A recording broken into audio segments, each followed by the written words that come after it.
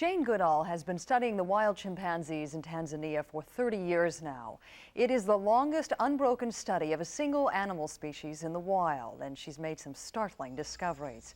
For example, chimps have many of the same personalities, thoughts, and emotions as people. Her latest book, Through a Window, follows the struggle of chimps as they maneuver for the status of alpha male. And Jane Goodall joins us now. It's an honor to have you with us this morning. Good morning. Good morning.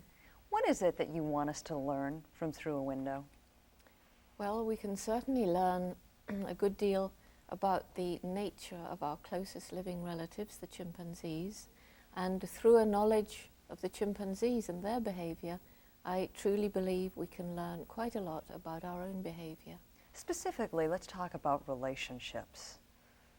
What is there to learn about our own behavior through studying chimps? Well, one of the things that I believe we can learn the most about, that's the most beneficial to us, is the relationship of the growing infant with his mother and with his family. And we learn through observing chimpanzees over the years how tremendously important for subsequent adult behavior are those first early years and the nature of the bond between the infant and his mother.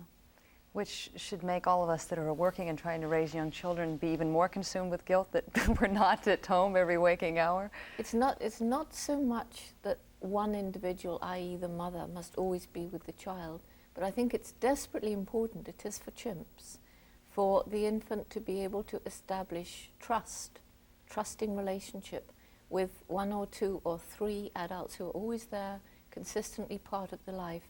And certainly in chimps, the infants who've had rather cold and harsh mothers have great difficulty when they grow up in making meaningful personal relationships with other adults.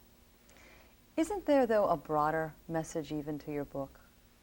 Well, there's a very broad message in that learning how close to us in so many ways these amazing beings are, it's a little humbling because we're not quite as different from the rest of the animal kingdom as we used to think.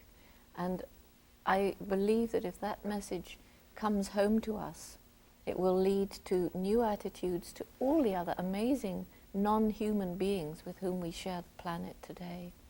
When you started your work some 30 years ago, did you ever dream that your studies would come this far? How could I have? I mean, when I began, the longest field study ever made was about 1 year, and everybody thought that was quite amazing. Now that you're at this point, what is your biggest concern in your work? My biggest, well, there are two major concerns, and one of them is the horrifying rate at which chimpanzees in Africa are disappearing as the forests are cut down, as they're hunted for food, as mothers are shot so that babies can be sold either as pets or to international dealers. And the second major concern is the way that we treat chimpanzees in captivity, particularly when in biomedical research labs they are actually helping us, hopefully, to alleviate human suffering. Do you think we will stop the use of them in research? I think eventually alternatives to the use of all living animals will be in front of us. They must, because from the point of view of the animals in the labs, for them, the labs are like concentration camps.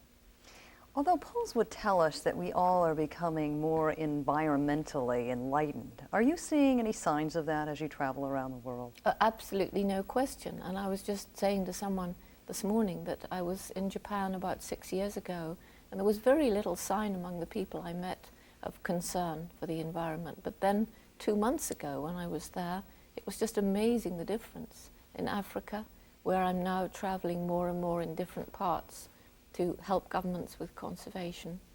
Again, these governments really have understood the need for conservation. It's hard for them because they're many times economically poor countries, but there is an understanding, a desire to do better, to preserve their national heritage. Are you encouraged by that? I'm very encouraged. Terrific. Thanks for being with us this morning, Jane Goodall. It's a real pleasure to be able to talk with you. Thank you. We'll be back right after this.